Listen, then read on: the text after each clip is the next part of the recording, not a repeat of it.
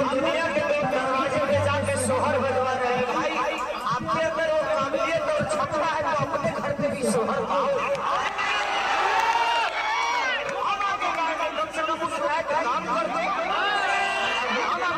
कहाँ से उस सोहर गवावेगा जी?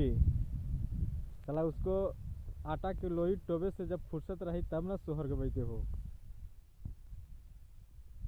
चला गली गली में तो पुदीना बेचले चल रहा है। गली गली में पुदीना बेचे से पहले उसको फुर्सत मिले तब ना पुदीना खाए है।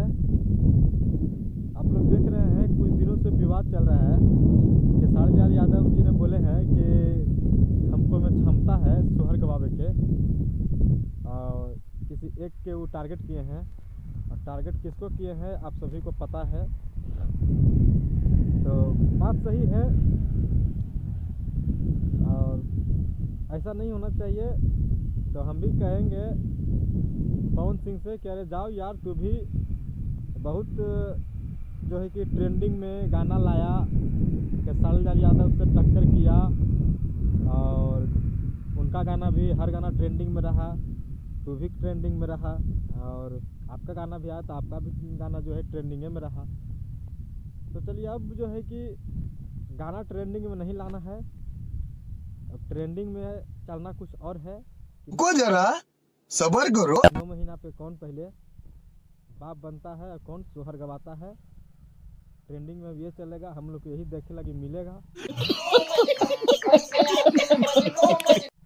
कि ट्रेंडिंग में जो है केकरा पास ज़्यादा क्षमता है, के पहले बाप बनता है।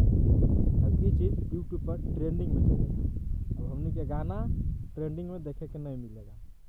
तो बात सही है। अरे जाइए, पवन सिंह के भी अच्छा खासा बॉडी है, तो भी 2-3 दिन के छुट्टी पर जाओ और जाइए अभी 9 महीना में सोहर गवाइए, बाप बनिए।